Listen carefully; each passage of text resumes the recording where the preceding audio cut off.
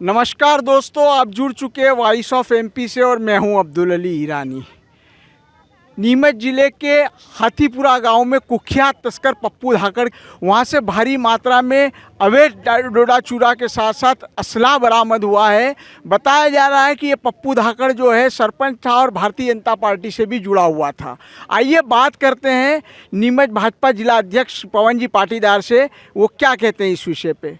Sir, Pappu धाकड़ की जो गिरफ्तारी हुई है वहाँ पे भारी असला और जो अवैध सामग्री वो पकड़ी गई है, क्या कहेंगे आप? इस अभियान को किस तरह से देखते हैं? देखिए, ये मध्य प्रदेश की सरकार जिस प्रकार से माफियाओं को खदेड़ने का और निस्ते नाबूद करने का काम कर रही है, उसी अभियान के तहत हुई ये एक और कार्रवाई है कि पप्पू धाकड़ जैसे लोग जो माफियागिरी कर रहे हैं, जो मादक पदार्थों का काम कर रहे हैं, जो कि मध्य प्रदेश में बर्दाश्त नहीं किया जाएगा। तो मुख्यमंत्री की मंशा अनुसार और उनकी कार्यशैली के अनुसार और मध्य प्रदेश की सरकार की कार्यशैली के अनुसार उसके पूरा जो मकान था उसको पूरा गिराने का काम और जो अवैध ज़मीन पर उसने कब्जा कर रखा था वो छुड़ाने का काम, और ये कार्रवाई अभी जारी रहेगी।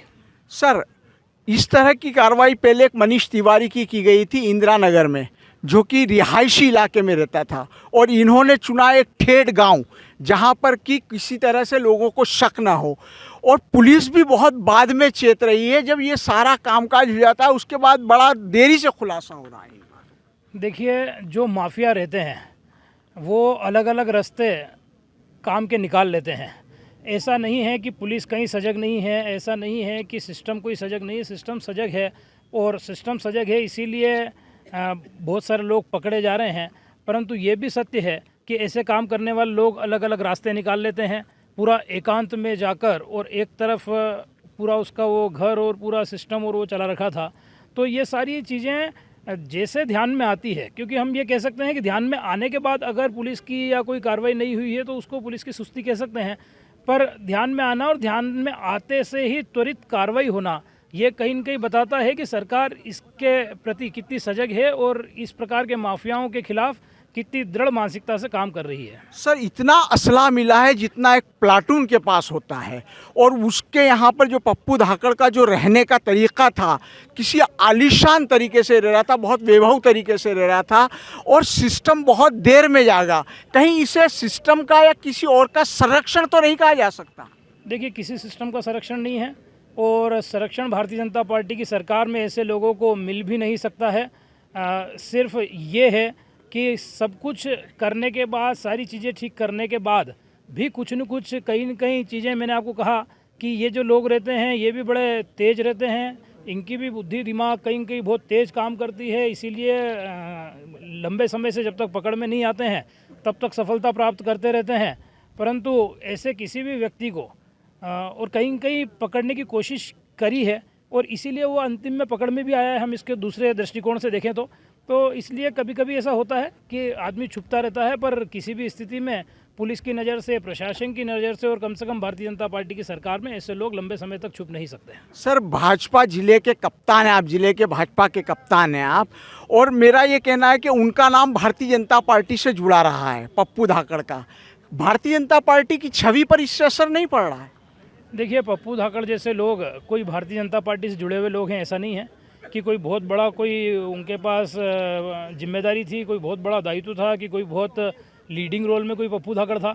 ऐसे कई सारे लोग हैं जो, और दूसरे जो विरोधी लोग हैं, ऐसा वातावरण बना सकते हैं। और जो सरपंच भूमिका में अगर वो रहा होगा, तो सरपंच भूमिका में रहने वाला आदमी एक जो जनप्रतिनिधि है गाँव का, कहीं न कहीं अन्य बड़े जनप्रतिनिधियों के संपर्क में आना वो एक अलग बात है, और भारतीय जनता पार्टी का एक निष्ठावान कार्यकर्ता होना दोनों अलग बात है। तो पप्पू धाकड़ को भारतीय जनता पार्टी से जोड़कर देखना बिल्कुल ठीक नहीं है। सर, प्रशासन से और पुलिस से किस तरह के आप हिदायत देंगे या उनसे किस तरह की अपेक्षा रखते हैं इस विषय में? देखिए, इस विषय में कहीं न कहीं मैं ये हिदायत दूंगा, बातचीत भी करेंगे, और बातचीत हमने करी भी है कि इतने लंबे समय तक हमारी निगाहों से वो कैसे बचा रहा, वो नहीं होना चाहिए। ये बधाई के पात्र भी हैं कि आज पकड़ा है, पर यह बात भी हमको सोचने की है कि कहीं ऐसे और लोग काम तो नहीं कर रहे हैं। इस पर बड़ी चुस्ती तंदुरुस्ती से काम होना चाहिए, ताकि इस प्रकार के लोग कहीं और पैदा नहीं हो पाए। तस्करों के खिलाफ इस अभियान को और कैसे ज़्यादा तेज़ी से चलाया जा सकता है? देखिए, अभियान तो चल ही रहा है, और जहाँ जो नए सिस्टम को अपनाना पड़ेगा। लगातार प्रशासन और सरकार अपनाएगी। जितने ये अगर डाल तो हम पात पर किसी भी स्थिति में इस प्रकार की घटना और इस प्रकार के लोगों को कोई पैदा नहीं होने दिया जाएगा। सर, हाथीपुरा से जो है जावत तहसील का एक गांव है, वहां से पप्पू धाकड़ नाम के तस्कर को भारी असलाह के साथ गिरफ्तार किया गया, जो कि भाजपा से भी जुड़ा हुआ बताया जा रहा है। क्या कहेंगे आप इस विषय में? नहीं, इतनी मेरे को जानकारी नहीं है, मगर यह है कि मध्य प्रदेश के यशस्वी मुख्यमंत्री जी ने जो भी गलत काम करने वाले हैं उनके खिलाफ एक अभियान चलाया है।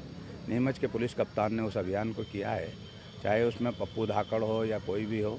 वहाँ जो भी गलत काम करते हैं या डोड़ा चुरा का काम करते हैं, अफीम की तस्करी करते हैं, उनको उनके खिलाफ सख्त कार्रवाई की जा रही है। और वो कार्रवाई आप देख भी रहे हैं, हमने भी अभी आज समाचार पत्रों में पढ़ा है। तो निश्चित ही इस प्रकार की कार्रवाई होती रहती है और होना भी चाहिए, क्योंकि नशे की वजह से सारी बर्बादी होती है। और वहाँ जहाँ तक का है, ये आप जानकारी वहाँ के स्थानीय लोगों से या पार्टी से ले लें कि क्या पथ पे है, मेरे को ऐसी जानकारी नहीं है। रतनगढ़ थाना क्षेत्र के अंतर्गत कल जो पप्पू धाकड़ के यहाँ से असलाह और अवैध डोडा चूरा वगैरह बरामद हुआ, ये कुख्यात तस्कर है। क्या कहेंगे आप इस कार्रवाई को लेकर? ये मध्य प्रदेश की जो शिवराज सरकार है, उसकी एक माफिया के खिलाफ जो अभियान है, उसका एक उदाहरण है। हमारे देश के गृह मंत्री अमित शाह की भी यही मंशा है कि हमें सभी माफिया को ख़त्म करना है, और उसी मंशा को आगे बढ़ाते हुए प्रदेश के मुख्यमंत्री शिवराज सिंह चौहान ने जो अभियान चलाया है, उस अभियान को हमारे यहाँ प्रशासन ने जो मूर्त रूप दिया है, हम प्रशासन की इस कार्रवाई की तारीफ़ करते हैं। और ऐसा ही अभियान निरंतर जो भी और माफिया हैं उनके खिलाफ लगातार चलती रहेगी, इस प्रकार की कार्रवाई। आप इस अभियान की तारीफ कर रहे हैं, लेकिन आप देखिए कि वहाँ पे भारी मात्रा में असला बरामद हुआ। उसका जो वहाँ पे हाथीपुरा गांव में जिस तरह से उसको पकड़ा गया, जिस जगह पे वो रह रहा था, वहाँ एक तरह से उसका साम्राज्य था। पुलिस या प्रशासन ने जो भी कार्रवाई की, इस खुलासे को करने में कहीं देरी नहीं हुई? इसमें जो भी देरी हुई है, क्योंकि हो सकता है उसने जो बड़ा साम्राज्य चला रखा है उसमें कुछ अधिकारियों की भी मिली भगत हो। शायद कलेक्टर ने कोई पटवारी वगैरह उन पर कुछ कार्रवाई भी की है, और अगर कोई कार्रवाई नहीं हुई है तो इसमें भी हम प्रभारी मंत्री से इस संबंध में चर्चा करेंगे कि जब अगर इतना बड़ा उसके यहाँ असला मिला है, इतना बड़ा उसने, जो आज हमने अखबारों में देखा है कि कोई गुप्त एक बाथरूम बना रखा था, उसमें भी कमरा था, तो प्रभारी मंत्री से चर्चा करके और जो भी इसमें जिम्मेदार अधिकारी हैं उनके खिलाफ भी सख्त कार्रवाई की मांग करेंगे। सर, आप क्या मानते, इतना बड़ा असलाह जमा कर लिया उसने, ठेठ हाथीपुरा गांव में इतना बड़ा साम्राज्य स्थापित कर लिया, कोई ना कोई संरक्षण नहीं रहा होगा इसके पीछे किसी का? नहीं, ऐसा संरक्षण वाली तो कोई बात नहीं है, क्योंकि कोई राजनीतिक संरक्षण तो नहीं होगा, पर अगर कोई प्रशासनिक संरक्षण है तो उसके ऊपर कार्रवाई की जाएगी। राजनीतिक संरक्षण की बात निकली है, वो भाजपा से जुड़ा हुआ था। नहीं, तो ऐसा कुछ भी नहीं है, हमें तो आइडिया नहीं है कि भाजपा से जुड़ा है। अगर वो कहीं भाजपा से जुड़ा है तो हम भी उसकी जांच करेंगे कि वो भाजपा से कब जुड़ा, कैसे जुड़ा, क्योंकि अभी तक जो हमारी जानकारी में है वो हमारा किसी प्रकार का कोई कार्यकर्ता नहीं है। लेकिन अब भारतीय जनता पार्टी विश्व की सबसे बड़ी पार्टी है, ऑनलाइन सदस्यता अभियान हुआ था, कभी उसमें अगर वो जुड़ा है तो हम उसको तुरंत पार्टी से बाहर करने की कार्रवाई की अनुशंसा हमारे जिला अध्यक्ष जी से भी हम बात करेंगे। इससे पहले एक मनीष तिवारी पकड़ाया था रिहायशी इलाके में, इंदिरा नगर में। इस तरह के लोग जो है बड़ी आसानी से रिहायशी इलाकों में रहकर या ठेठ ग्रामीण क्षेत्रों में रहकर अपना पूरा कामकाज चलाते, अपना कारोबार चला रहे हैं। इसकी रोकथाम के लिए प्रशासन या शासन को क्या करना चाहिए?